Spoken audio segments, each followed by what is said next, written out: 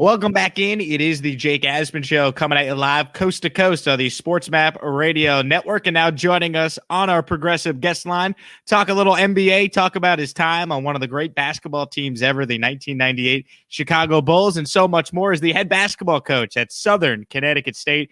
He is Scott Burrell, and he joins us now. Scott, appreciate your time today, my friend. I hope all is well. Jake, all is well, and thanks for having me. It's our pleasure to get you on. Now, at this time last year, the world was in a crazy spot. We were dealing with the beginning of the pandemic and whatnot. And I remember when ESPN announced that The Last Dance was going to be moved up in production, that they were going to be able to air it about 2 months earlier than expected. And I wonder if you realized at the time, Scott, you were about to kind of take center stage once again for a team you were on over 20 years ago. Kind of take us back to what it was like. I'm sure you've been asked so many different times about, being in that Last Dance documentary that ESPN made. What do you think about when people ask you about being on that 98 Bulls team? I loved watching that documentary again. It brought back great memories. A lot of people ask me, why didn't I fight Michael? Why did I let him talk junk to me? Talking junk's part of playing basketball. He liked me. I was one of his favorite teammates. All he was trying to do was make me better. And people don't understand. Some people, their pride and their ego sometimes get in the way of progressing in life. And I wasn't going to let the best player in the world or the best player to ever play basketball, I wasn't going to let my ego get in the way of what he was trying to do to me, make me a better player, make me a more mentally tough player, make me more prepared for playing for the Chicago Bulls, because they've won 5 out of 7 championships. I wasn't going to make a huge difference in making that championship. But I knew when my time was called, I was going to be ready to play and do my job.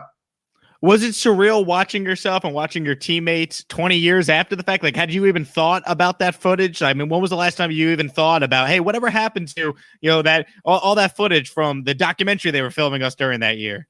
No, I knew they had it still. I was just wondering when Michael was going to release it or finalize it. But I saw a lot of it beforehand, and it was great footage. I mean, I'm amazed how much footage they still have and did not use for this documentary. They filmed this every day, lunch, breakfast, dinner, on the plane, on the bus. I mean, there's so much footage left that it can be another movie if they wanted to do it. And like I said, anything that was on that documentary in that footage, I didn't mind it at all. I mean, I think it's fun. I think it was it made great laughs for people during tough times. And people are gonna ask me all the time, was it bullying? I don't think it was bullying. For me, it was someone motivating me to be better. And no easy rides on a team that's won so many championships, and preparing myself.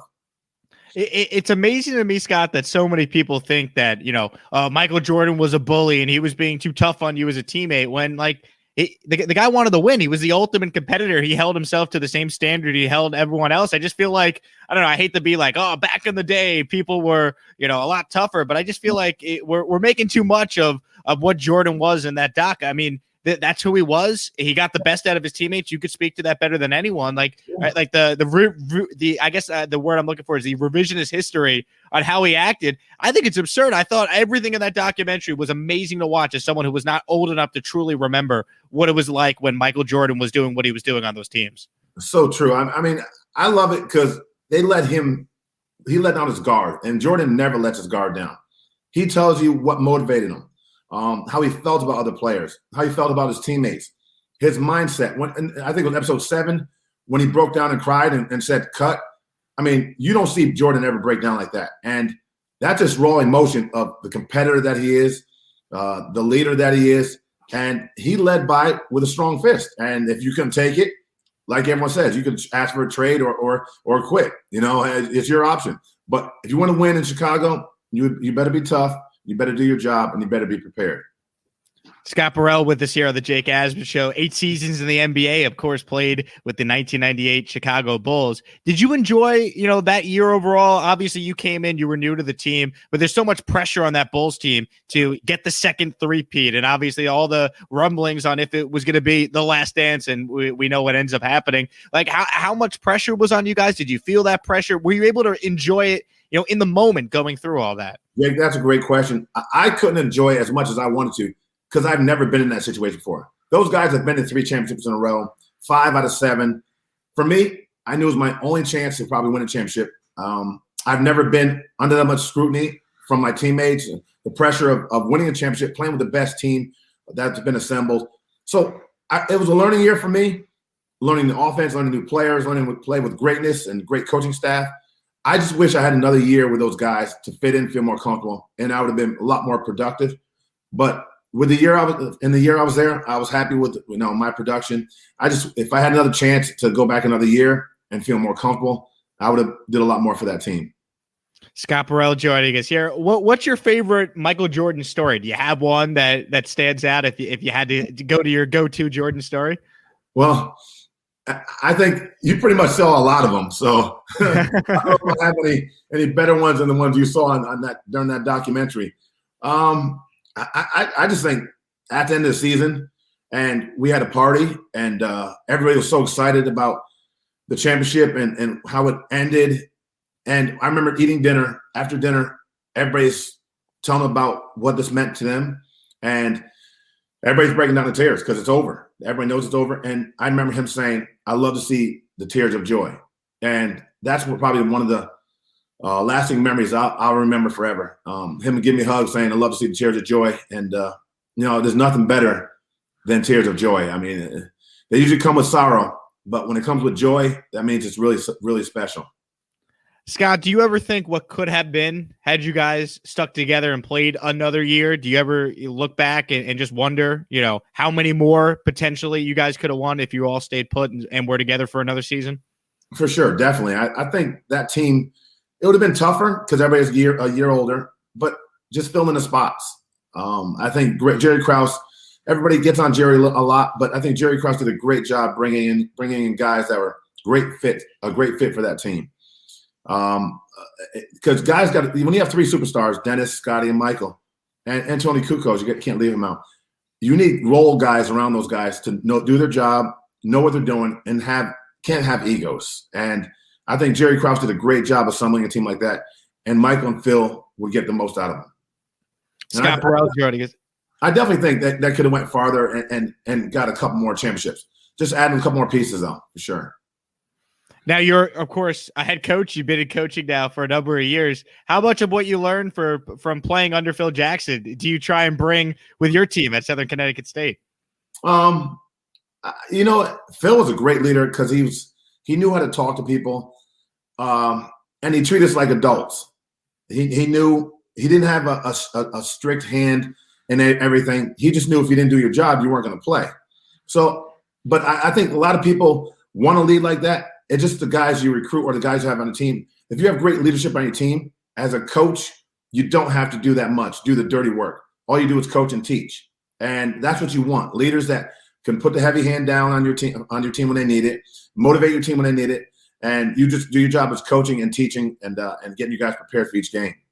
I asked you for your favorite Michael Jordan story. Do you have anything you could add on, what it was like to play for Phil Jackson and any story that stands out?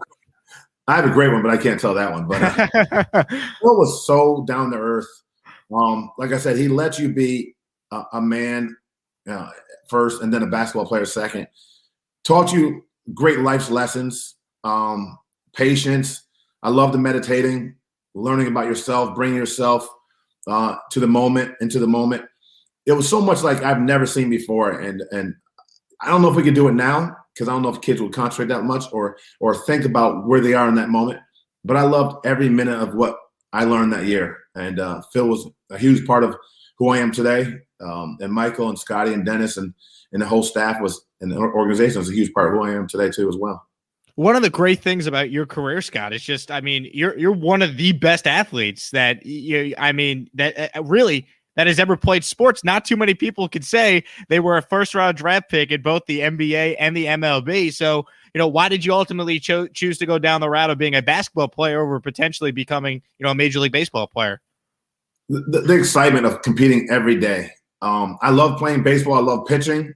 I was a starting pitcher. So you pitch once every 5 days. And if you're a young kid who's full of a lot of energy and want to be on the field or competing every day, every minute, basketball was it, because you're playing against the best competition each and every night across the world, not just in America. You're playing against the best across the world. And that drove me to another level of trying to reach my desire of competing. And it's funny, like the time I played in Chicago, I probably had 12 or 10, 11 surgeries. So people might not see me as athletic as I was when I was younger. So, but I wasn't. I was pretty athletic when I was younger, but by that time I was a little old and beat up, and so I wasn't my fullest at the ability of my athletic ability at that time. But I still had a little bit of hops back then. If you faced Michael Jordan, you're on the mound, he's in the batter's box. We know MJ, he's probably got you in basketball, Scott. I think that's fair to say. But if you faced him, you were going toe-to-toe with him on the baseball diamond, how would that at-bat go? It would be the reverse reciprocal of me being on the court with him to him being on the baseball field with me. There's no chance. It would be like he just started playing baseball again. His first couple of bats. Well, he would have no chance, and maybe a couple brushback pitches. Pitch him inside, just keep him balanced?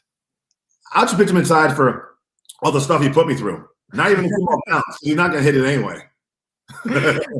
I'll say this about Michael Jordan as a baseball player. The fact that he basically hadn't picked up a bat in a decade and decided to go play minor league baseball and was getting better in the Arizona Fall League by the time he decided to go back, I think that's so impressive that he was able to do that. I think it just speaks to how incredible of an athlete he was. That he wasn't a great baseball player, but he didn't really embarrass himself like a lot of people thought he would. I think it shows his character. Because he leaves basketball being the best player at that time. Then he goes to play a sport where he's going to fail, but he's not afraid of failing because he knows he's going to get better and better, and he'll eventually be a good baseball player or a great baseball player. And like you said, what he did in the time of after missing 20 years or 30 years of playing baseball, coming back, playing professional baseball, and doing what he did, it's pretty impressive. And people will say, he was horrible. He wasn't horrible. That man, to do what he did is pretty impressive. And I commend him for stepping out of his comfort zone and doing something that he wanted to do, he loved to do, and he had a dream and a passion to do it in the future, and he did it. Scott Burrell from the 1998 Chicago Bulls with us here, the head coach of Southern Connecticut State University. He's been their head coach since 2015. And now, Scott, you also have a website that was just announced. It came out last Friday. Tell us all about Break It Down with Burrell. Yeah, I just think, I know a lot of people want to ask about The Last Dance, but also I want to talk about leadership and teamwork and chemistry of a team is going to make greatness. A lot of teams might have great chemistry, and this is not just for athletics, it's for business world. If you don't have great chemistry in the business world, if you don't have great chemistry, I don't think success is going to happen. You got to be able to take criticism and try to improve yourself each and every day. And I think that comes with great leadership and people motivating to be great and also being self-motivated. So I want to talk about that with people and express how playing on other NBA teams with great players, but then if you play with superstars, there's another level you can bring yourself to as well as a team. So it's something I want to preach to people when I do talk to them, teams or businesses or individuals, because it's fun to talk about that stuff and people want to know. And I think it's a huge, and basketball and sports are a huge learning tool for business. You mentioned leadership. Is there a common character trait that you see in great leaders? Yeah, I do. I think they hold themselves accountable, but they hold their teammates accountable and hold people around them accountable. You can make all the excuses you want, but if you don't hold each other accountable, you're not going to win. You're not going to be successful. And you got to lead by example. And every great player I played with was the first at practice, the hardest worker, the most vocal, and the most determined to carry and bring along the other guys on the team.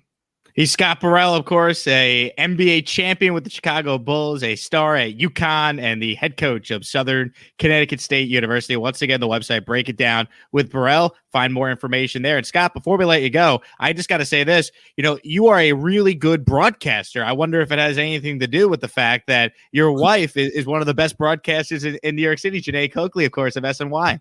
Yeah, she's on. I see her do a lot of Zoom, so I hear her talking a lot. And she tells me what I need to work on sometimes. So, yeah, I definitely think she helped me improve in my broadcasting skills and my speaking skills. So she's definitely a help. Awesome stuff. Scott, thanks so much for your time, man. Best of luck with the website. And, hopefully once we get past this whole COVID stuff, you'll be out there on the sidelines again coaching your team. Jake, I hope so. I think the kids need to be out there. They need to experience a great 4 years in college, and I can't wait for whatever the vaccines to help or the virus to go away. I hope one of these kids have a normal 4 years of college and enjoy it. He's Scott Burrell. We'll take a quick break and continue. This is the Jake Asman Show. You're listening coast to coast on affiliates nationwide.